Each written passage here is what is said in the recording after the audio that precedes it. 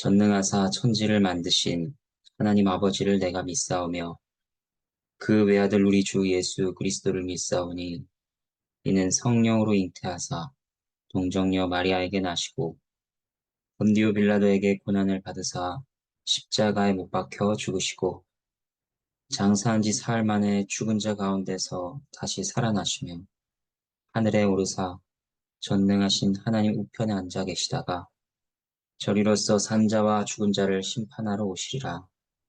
성령을 믿사오며 거룩한 공예와 성도가 서로 교통하는 것과 죄를 사하여 주시는 것과 몸이 다시 사는 것과 영원히 사는 것을 믿사옵나이다. 아멘. 함께 찬양하도록 하겠습니다. 찬송가 32장입니다. 찬송가 32장 1절과 3절을 함께 찬양하도록 하겠습니다. 만유의 주제 존귀하신 예수 사람이 되시나니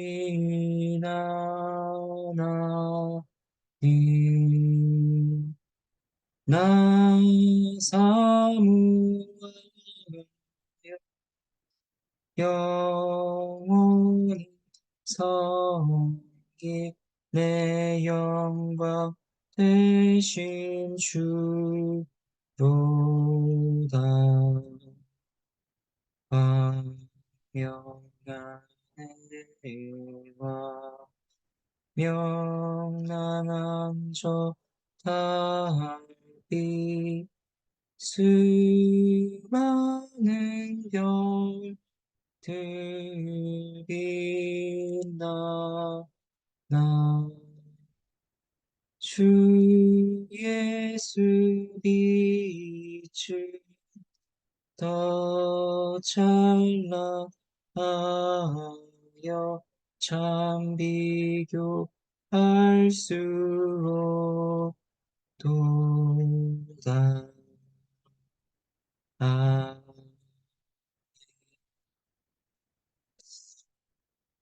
네, 오늘 함께 보실 하나님의 말씀은 사도행전 13장 1절에서 12절 말씀입니다.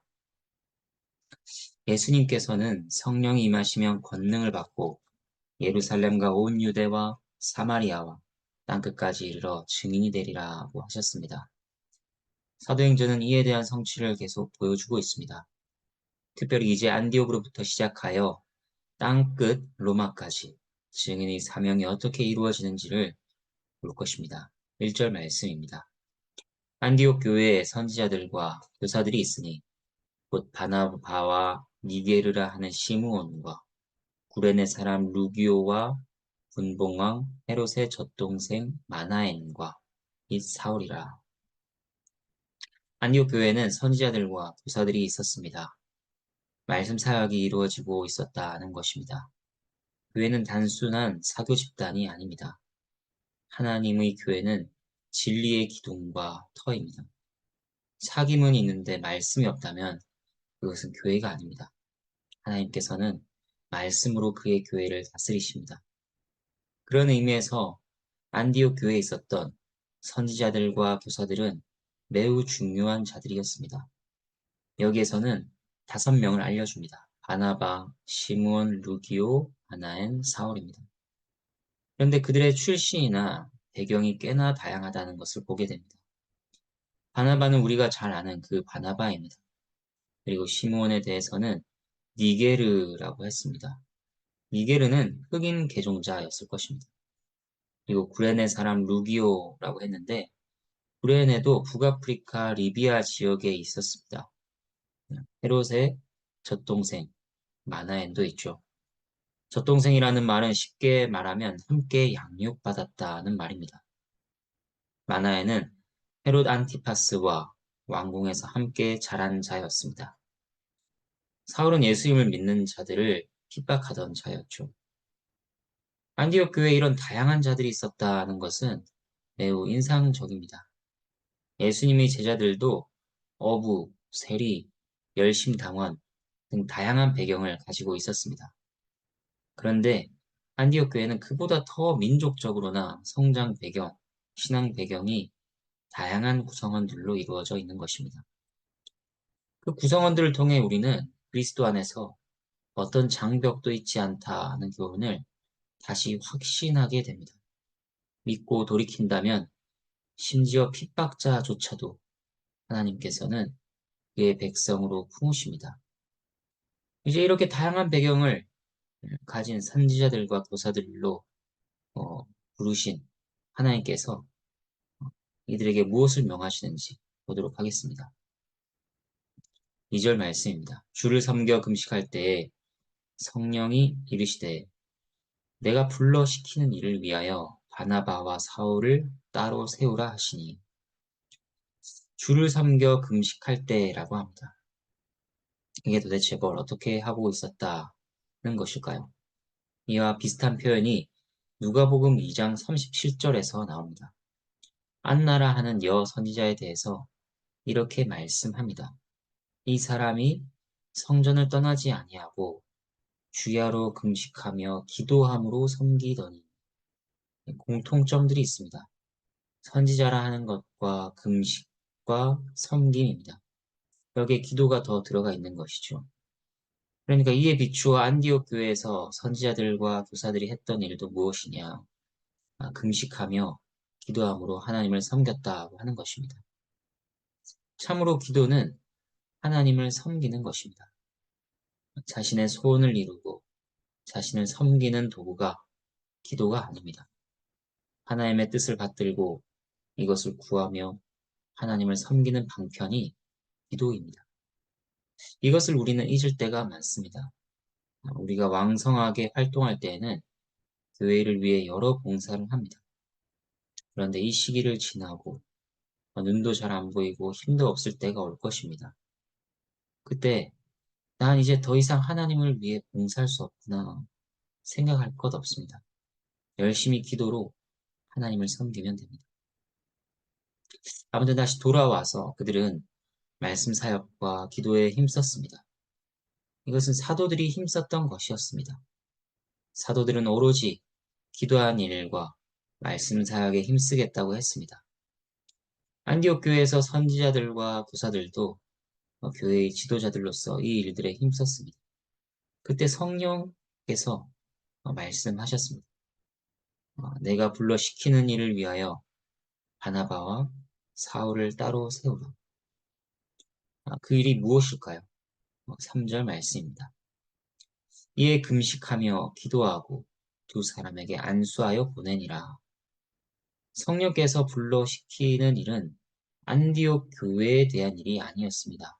안디옥 교회 바깥으로 보내는 일이었습니다. 바나바와 사울은 안디옥 교회에서 얼마나 중요한 인물들이었습니까? 그들은 이렇게 말할 수도 있었습니다. 하나님 아직 안 됩니다. 저희에게는 이들이 필요합니다. 이들에게서 얻는 유익이 얼마나 큰데 안 됩니다. 하지만 그들은 그렇게 말하지 않았습니다. 순종했습니다. 형제들을 위해 또 하나님의 일을 위해 금식하며 기도했습니다. 그리고 그들을 파송합니다. 이러한 모습을 통해 우리는 하나님의 주권과 지혜를 인정하며 순복하는 신앙을 배워야 합니다.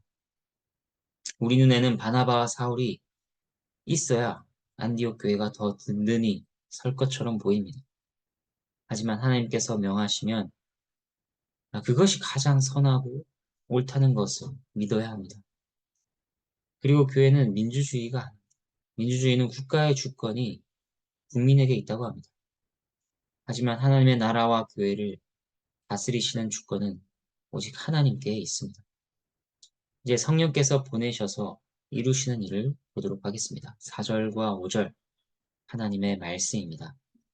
두 사람이 성령의 보내심을 받아 실루기아에 내려가 거기서 배 타고 부브로에 가서 살람에 이르러 하나님의 말씀을 유대인의 여러 회당에서 전할세 요한을 수행원으로 두었더라. 바나바와 바울만 간 것이 아니라 마가 요한도 동행했습니다. 그들은 먼저 안디옥에서 실루기아라는 항구 도시로 이동합니다. 그곳에서 또 배를 타고 구브로 섬으로 갑니다. 이곳은 바나바의 고향이기도 한 곳입니다. 그리고 구브로 섬의 살라미라는 도시에 도착하죠. 그들은 유대인들이 모인 회당에서 말씀을 전했습니다. 한 회당만 간 것이 아니라 여러 회당을 다녔습니다. 하지만 특별한 기록이 없는 것을 보면 특별한 결실은 없었던 것으로 보입니다. 바나바와 사울이 실망하고 돌아갔을까요? 그렇지 않았습니다. 그들은 계속해서 복음을 전하며 이동합니다. 섬을 가로질러 180km나 떨어진 바보라는 도시까지 갑니다. 6절과 7절 하나님의 말씀입니다. 온 섬 가운데로 지나서 바보에 이르러 바 예수라 하는 유대인 거짓 선지자인 마술사를 만나니 그가 총독 서기오 바울과 함께 있으니 서기오 바울은 지혜 있는 사람이라 바나바와 사울을 불러 하나의 말씀을 듣고자 하더라. 그들은 바보에서 두 인물을 만납니다. 유대인 바 예수와 이방인 총독 서기오 바울입니다. 이 두 사람은 매우 대조적입니다. 바 예수는 예수, 곧 여호수아의 아들이라는 뜻을 가진 이름입니다. 그런데 거짓 마술사였습니다. 유대인이었지만 완전히 하나님을 대적하는 일로 살아가는 자였습니다. 반대로 서기오 바울은 지혜 있는 자였습니다. 여기서 지혜 있다는 것은 하나님을 경외하는 지혜를 말하는 것은 아닙니다. 직접 능력이 예, 뛰어나다, 총명하다, 슬기롭다 이런 의미입니다. 서기오 바울은 이방인이었지만 하나님 말씀을 듣고자 했죠. 어째서 지혜 있는 서기오 바울이 미혹하는 그런 거짓 마술사 바 예수와 함께 있는가? 의아할 수 있습니다. 하지만 어려운 문제는 아닙니다. 이것은 세상의 지혜가 세상의 미혹과 거짓 아래 있음을 보여주는 것입니다. 아무리 세상에서 똑똑하다고 하더라도 사단적인 속임과 미혹을 감당할 수는 없습니다. 8절과 9절 하나님의 말씀입니다. 이 마술사 엘루마는 이 이름을 번역하면 마술사라. 그들을 대적하여 총독으로 믿지 못하게 힘쓰니 바울이라고 하는 사울이 성령이 충만하여 그를 지목하고 총독은 말씀을 듣고자 하는데 마술사가 이것을 싫어했습니다. 그래서 방해합니다. 어떻게 방해했는지는 몰라도 믿지 못하도록 힘썼다고 합니다. 마술사는 그저 인간적으로 염려했는지 모릅니다. 총독이 말씀을 듣고 나서 바울과 바나바를 가까이 하면 상대적으로 자신의 입지가 좁아질까봐 그래서 경계했는지 모릅니다. 하지만 분명한 것은 지금 일어나고 있는 일은 매우 영적인 일이라는 것입니다. 보이지 않는 영적인 전투가 일어나고 있습니다. 한 영혼을 빼앗기지 않으려고 사단이 마술사를 통하여 발버둥 치고 있는 것입니다. 바울은 이것을 꿰뚫어 보고 있었습니다. 9절에서 처음으로 사울의 로마식 이름 바울이 나옵니다. 사울은 히브리식 이름이고 바울은 로마식 이름입니다. 그가 성령이 충만하여 마술사에게 말합니다. 10절부터 12절 하나님의 말씀입니다. 이르되 모든 거짓과 악행이 가득한 자여 마귀의 자식이요 모든 의의 원수여 주의 바른 길을 굳게 하기를 그치지 아니하겠느냐. 보라 이제 주의 손이 내 위에 있으니 내가 맹인이 되어 얼마 동안 해를 보지 못하리라 하니 즉시 안개와 어둠이 그를 덮어 인도할 사람을 두루 구하는지라. 이에 총독이 그렇게 된 것을 보고 믿으며 주의 가르치심을 놀랍게 여기니라. 바울은 이러한 방해는 단순히 인간적인 일이 아니라 하나님을 대적하는 마귀의 일이라 당장 그치라 받고 명합니다. 그리고 하나님의 권능의 손이 그를 치셔서 앞을 보지 못하게 하실 것을 말합니다. 그러자 즉시 안개와 어둠이 그를 덮죠. 여기서 안개라는 단어는 의사의 아버지라 불리는 히포크라테스가 자주 사용하던 용어였습니다. 눈이 질병으로 흐려지는 것을 가리킬 때 사용하는 말이었습니다. 누가가 의사였기 때문에 이러한 용어를 잘 알고 있었을 것이고 그러한 용도로 사용한 것으로 보입니다. 바울이 말해 마술사는 즉시 앞을 볼 수 없었고 적잖이 당황하였을 것입니다. 주위의 도움을 구했습니다. 이러한 그에게 어떠한 소망도 남아있지 않는가? 그것은 아니었습니다. 11절을 보면 바울은 이러한 맹인됨이 영원히가 아니라 얼마 동안이라고 했습니다. 이렇게 하나님께서는 얼마 동안의 기간을 정하셨습니다. 이것은 그에게 회개의 기회를 주시려는 것이었습니다. 바울이 그런 기회를 얻은 자였죠. 사실 마술사보다 바울은 더한 일을 행한 자였습니다. 예수님을 믿는 자들을 잡아넣고 핍박했습니다. 하지만 그에게 찾아온 어둠은 그를 돌이켰고 새로운 사람으로 거듭나게 했습니다. 바울은 마술사가 맹인이 되었을 때 분명히 자신에게 있었던 일을 돌아보았을 것입니다. 그리고 동일한 하나님의 은혜가 그 마술사를 변화시키기를 기도했을 것입니다. 이 마술사가 나중에 어떻게 되었는가? 그것은 알려지지 않고 있습니다.